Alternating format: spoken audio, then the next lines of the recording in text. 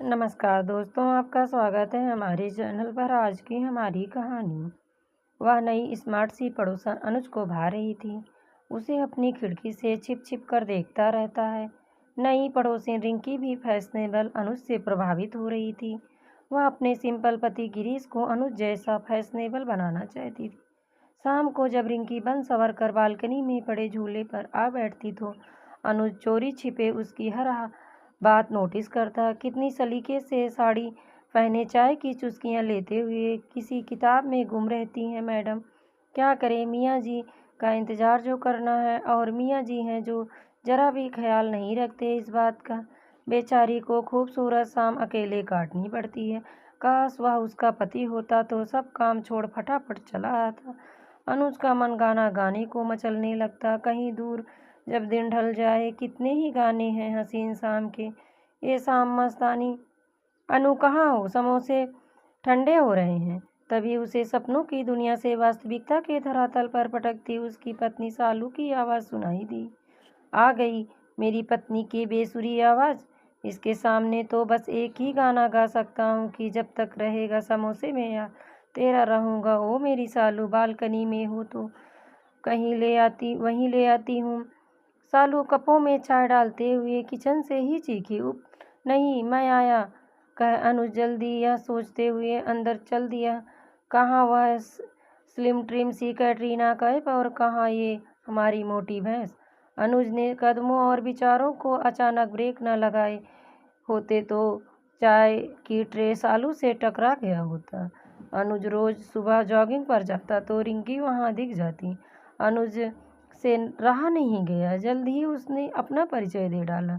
My self अनुज, मैं आपके सामने वाले फ्लैट। हाँ हाँ, मैंने देखा है। मैं रिंकी, और वे सामने जो पेपर पढ़ रहे हैं वो मेरे पति गिरीश हैं। रिंकी उसकी बात काटते हुए बोली, कभी गिरीश को लेकर हमारे घर आओ। मैं और मेरी पत्नी सालू ही हैं। 2 साल ही हुए हैं हमारी शादी को। अनुज बोला, रियली, आप तो अभी बैचलर से ही दिखते हैं। रिंकी ने अनुज के मजबूत बाजुओं पर उड़ती नजरें डालते हुए कहा, हमारी शादी को भी तो साल ही हुए हैं। अपनी तारीफ सुनकर अनुज उड़ने सा लगा। अनुज साहब अपना राउंड पूरा कर चुके हैं। अरे कहाँ, जबरदस्ती खींच कर लाती हूँ इन्हें घर से। 1-2 राउंड भी बड़ी मुश्किल से पूरा करते हैं। यहाँ पास ही जिम है, मैं यहाँ से सीधा वहीं जाता हूँ 1 घंटे के लिए। वंडरफुल, मैं भी जाती हूँ उधर लेडीज़ विंग में। ड्रॉप करके ये सीधे घर चले जाते हैं। So boring. चलिए आपसे मिलवाती हूँ, शायद आपको देख उनका भी दिल बॉडी सॉडी बनाने का करने लगे। हाँ हाँ, क्यों नहीं। मेरी पत्नी भी कुछ इसी टाइप की है। जॉगिंग क्या वॉक तक के लिए भी नहीं आती। आप मिलो ना उनसे, शायद आपको देखकर वह भी स्लिम एंड फिट बनना चाहें। अनुज तारीफ करने का इतना अच्छा मौका नहीं खोना चाहता था। कल अपनी वाइफ को भी यहीं पार्क की सैर पर लाइएगा। फिर कल आपके पति से वाइफ के साथ ही मिलूँगा। Okay bye. उसने अपने हेयर बैंड को ठीक करते हुए बड़ी अदा से हिलाया। बाय कहकर अनुज ने लंबी सांस भरी। अनुज जानबूझकर उल्टे राउंड लगाने लगा ताकि वह रिंकी को बार बार सामने से आता देख पाएगा। पर यह क्या, पास आते आते खड़ूस से पति की बगल में बैठ गई। चल देखता हूँ क्या गुफ्तगू गुटुरगू हो रही है, सोच वह झाड़ियों के पीछे हो लिया, ऐसे जैसे कोई ढूंढ रहा हो, किसी को शक न हो। वह कान खड़े कर सुनने लगा। गिरीश, आप तो बिल्कुल ही ढीले होकर बैठ जाते हो। अभी एक ही राउंड तो हुआ आपका। वह देखो सामने से आ रहा है। अरे कहाँ गया। कितनी फिट की हुई है उसने बॉडी। लगातार मेरे साथ 5 चक्कर तो हो ही गए उसके। अभी भी हमारे सामने वाले घर में ही तो रहता है।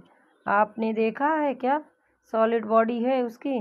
अरे यह तो मेरे बारे में ही बात कर रही है, और वह भी तारीफ। क्या बात है अनुज, तुम तो छा गए। बड़बड़ा कर वह सीधा होकर पीछे हो लिया। खड़ूस माना नहीं, आलसी कहीं का। बेचारी रह गई मन मार कर। चल अनु, तू ही चल, जिम का टाइम हो गया है।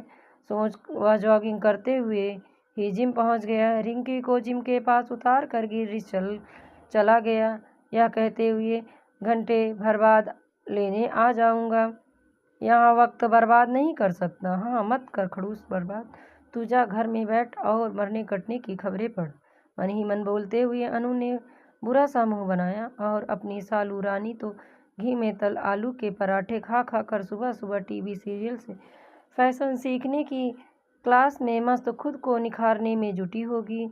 दूसरे दिन अनुज सालू को जबरदस्ती रिंकी जैसा ट्रैक सूट पहना कर पार्क में ले आया। एक राउंड भी सालू बड़ी मुश्किल से पूरा कर पाई। थक कर वह साइड की डस्टबिन से टकरा कर गिर गई। कहाँ हो सालू, कहाँ गई? पुकार लोगों के हंसने की आवाज़ें सुन अनुज पलटा। सालू की ऐसी हालत देख उसकी भी हंसी छूट गई, पर रिंकी को उस ओर देखता देख खिसियाई सी हंसी हंसते हुए हाथ का सहारा दे उठा दिया। रिंकी के आगे गोल होती जा रही सालू को देख अनुज को और भी शर्मिंदगी महसूस होती।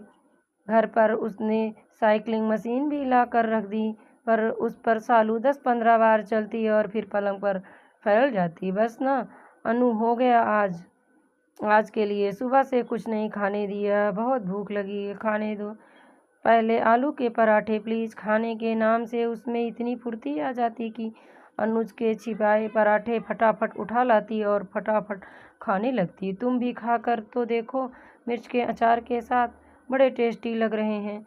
बाद में अपना घास फूस खा लेना। पराठे का टुकड़ा उसकी ओर बढ़ाते हुए सालू मुस्कुराई। नो थैंक्स, तुम ही खाओ, कह अनुज डाइनिंग टेबल पर रखे कॉर्नफ्लेक्स दूध की ओर बढ़ गया।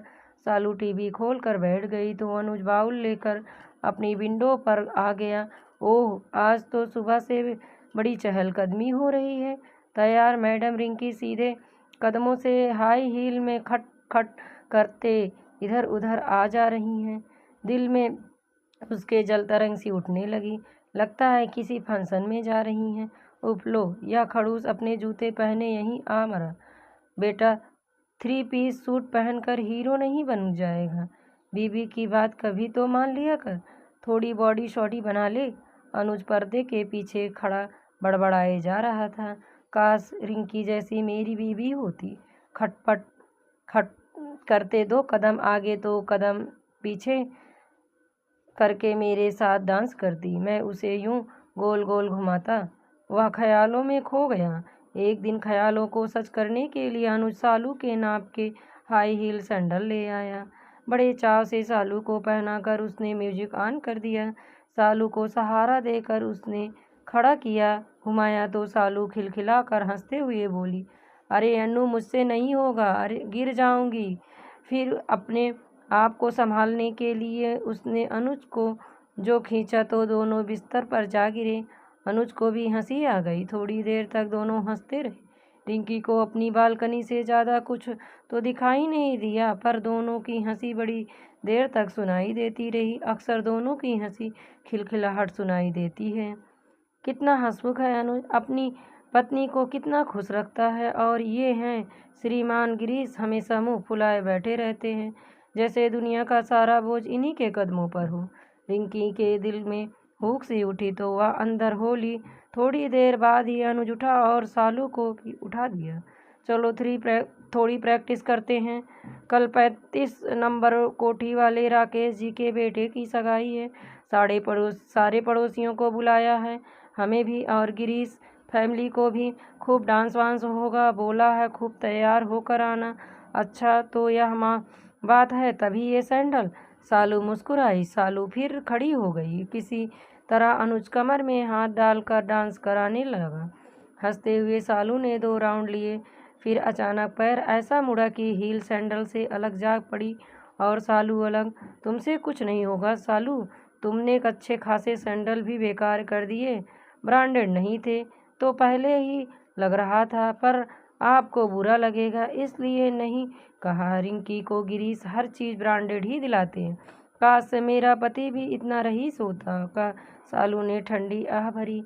यह देखो क्या किया। अनुज ने दोनों टुकड़े उसे थमा दिए। सालू ने उसे फेविक्विक से चिपका दिया। बोली, देखो अनु, सैंडल बिल्कुल सही हो गया। अब चलो पार्टी में। हाँ, पर डांस वांस तुम रहने ही देना। वहाँ तुम्हारे साथ कहीं मेरी भी बेइज्जती ना हो जाए। अनुज बेरुखी से बोला। उधर गिरीश अपनी बालकनी में सालू की किचन से रोज आती आलू पुदीने के पराठों की खुशबू से काफी प्रभावित था। पत्नी रिंकी के रोज रोज के उबले अंडे दलिया के नाश्ते से त्रस्त था। कई बार चुपके से सालू की तारीफ भी कर चुका था और वह कई बार मिट के हाथों उसे भिजवा भी चुकी थी। आज सुबह भी उसने पराठे भिजवाए थे। सालू अनुज के साथ नीचे उतरी तो रिंकी और गिरीश भी आ चुके थे। गिरीश गाड़ी स्टार्ट कर रहा था। आइए साथ ही चलते हैं अनुज जी, गिरीश ने कहा तो रिंकी ने भी इशारा किया। चारों बैठ गए। गिरीश बोला, पराठे के लिए थैंक्स सालू जी, आपके हाथों में जादू है। मैं अपनी बालकनी से रोज पकवानों की खुशबू का मजा लेता हूँ। रिंकी को तो घी तेल पसंद नहीं, ना बनाती है ना ही मुझे खाने देना चाहती है। अनुज जी आपके तो मज़े हैं, रोज बढ़िया बढ़िया पकवान खाने को मिलते हैं। काश अबे आगे एक लफ्ज भी ना बोलना। क्या बोलने जा रहा था तू? अनुज मुट्ठियां भींचते हुए मन ही मन बुदबुदा उठा। इधर सालू महंगी बड़ी सी गाड़ी में बैठ एक रईस से अपनी तारीफ सुनकर निहाल हुई जा रही थी। और रिंकी, हाँ फैट खूब खाओ और एक्सरसाइज मत करो, फिर थुल बॉडी लेकर घूमना इन्हीं यानी सालू के साथ। अनुज की तारीफ में क्यों बोलोगे? क्या गठीली बॉडी है? काश मेरा हॉबी ऐसा होता, रिंकी मन ही मन बोली। सालू पर उड़ती नजर पड़ी तो ना जाने क्यों वह जलन सी महसूस करने लगी। गाड़ी के ब्रेक के साथ सभी के उठते विचारों को भी ब्रेक लगे। पार्टी स्थल आ गया था, मेहमान आ चुके थे, फंक्शन जोरों पर था। मीठी मीठी धुन के साथ कोल्ड ड्रिंक्स मॉकटेल के दौर चल रहे थे। तभी वधू का प्रवेश हुआ। स्टेज से उतर लड़के ने उसका स्वागत किया और स्टेज पर ले आया। तालियों की गड़गड़ाहट के साथ सगाई की रस्म पूरी की गई। सभी ने बारी बारी से स्टेज पर आकर बधाई दी। लड़का लड़की की शान में कुछ कहना भी था, उन्हें चाहेगा कर चाहे वैसे ही सभी ने कुछ न कुछ सुनाया। अनुज और सालू स्टेज पर आए तो रिंकी की हसरत भरी नज़रें डांसिंग अनुज पर ही जमी थी। अनुज ने किसी गीत की मुश्किल से 2 लाइन ही गुनगुनाई और फिर बधाई गिफ्ट थमा। सालू का हाथ थामे शर्माते हुए स्टेज से उतर गया। ओह, अनुज की तो बस बॉडी ही बॉडी है, अंदर तो कुछ है ही नहीं। 2 शब्द भी नहीं बोल पाया। लोगों के सामने कितना सही गाना भी पूरा नहीं गा सका। अनुज को स्टेज पर चढ़ता देख रिंकी की आंखों में आई चमक की जगह अब निराशा झलक रही थी। आकर्षण कहीं काफूर हो गया था। सालू, आप ऐसे कैसे जा सकती हो बगैर डांस किए? मैंने आपका बढ़िया डांस देखा है मेरे हाथों में। आइए आइए। राकेश की पत्नी गीता जी ने आत्मीयता से उसे ऊपर बुला लिया। सालू ने अनुज को इशारा किया। सालू ने अनुज को इशारे से ही तसल्ली दी और सैंडल उतार स्टेज पर आ गई। फरमाइश का गाना बज उठा। फिर तो सालू ऐसी नाची कि सभी उसके साथ तालियां बजाते हुए मस्त हो थिरकने लगे। अनुज ने देखा वेस्टर्न डांस पर थिरकने वाले लोग भी ठुमके लगा रहे थे। वह नाहक ही घबरा रहा था। सालू तो छा गई। गाना खत्म हुआ तो रिंकी के साथ गिरीश स्टेज पर आ गया। उसने अपनी ठहरी हुई आवाज़ और धारा प्रवाह में चंद शेरों से सजे संक्षिप्त वक्तव्य के द्वारा सबको ऐसा मंत्रमुग्ध किया कि सभी वंस मोर कह उठे। रिंकी भी उसे गर्व से देखने लगी कि कितने शालीन ढंग से, कितने खूबसूरती से शब्दों को पिरो कर बोलता है गिरीश। उसके इसी अंदाज पर तो वह मर मिटी थी। उसने कूहनी के पास से गिरीश का बाजू प्यार से पकड़ लिया। दोनों ने फिर किसी इंग्लिश धुन पर डांस किया। अब डांस फ्लोर पर सभी एक साथ डांस का मजा लेने लगे। डांस का म्यूजिक चल रहा था। स्टेज पर वर वधू भी थिरकने लगे। सभी पेयर में नृत्य कर रहे थे, कभी पेयर बदल भी लिए जा रहे थे। सालू ने धीरे धीरे अनुज के साथ 1-2 स्टेप के लिए पैर बदलते ही वह घबरा उठी और किनारे लगी सीट पर जा बैठी।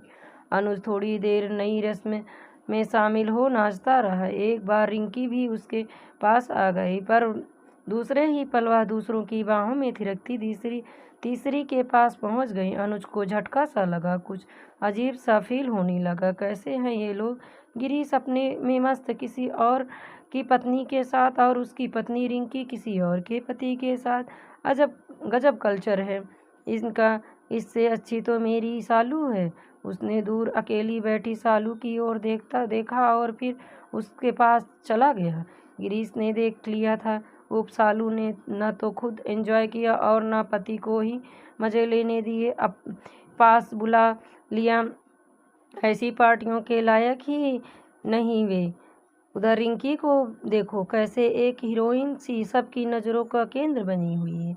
आइए जस्ट लव हर। उसे नशा चढ़ने लगा था। कदमों के साथ उसकी आवाज़ें भी लड़खड़ाने लगी थी। गिरीश ने रिंकी को पकड़ने के लिए हाथ बढ़ाया तो उसके कदम भी लड़खड़ाए और फिर फर्श पर जा गिरी। धड़कंप मच गया। क्या हुआ, क्या हुआ? रिंकी इधर से करा उठी थी। पैर में फ्रैक्चर हो गया था। गिरीश तो खुद उसे उठाने की हालत में न था। अनुज और सालू ने जैसे अस्पताल पहुंचाया। राकेश जी अपने ड्राइवर को गाड़ी ड्राइव करने के लिए बोल रहे थे, पर गिरीश माना नहीं। रास्ते भर अनुज उसकी इधर उधर भागती गाड़ी के स्टीयरिंग को मुश्किल से संभालता रहा, पर इस सब से बेखबर सालू महंगी गाड़ी में बैठी एक बार फिर अपने रईस पति की कल्पना में खो गई थी। रिंकी घर आ गई थी। उसके पैर में प्लास्टर चढ़ गया था। लाते समय भी सालू और अनुज अस्पताल पहुंचे थे। तभी एक गरीब महिला रोती हुई आई और सबसे अपने बच्चे के लिए खून देने के लिए गुहार लगाने लगी।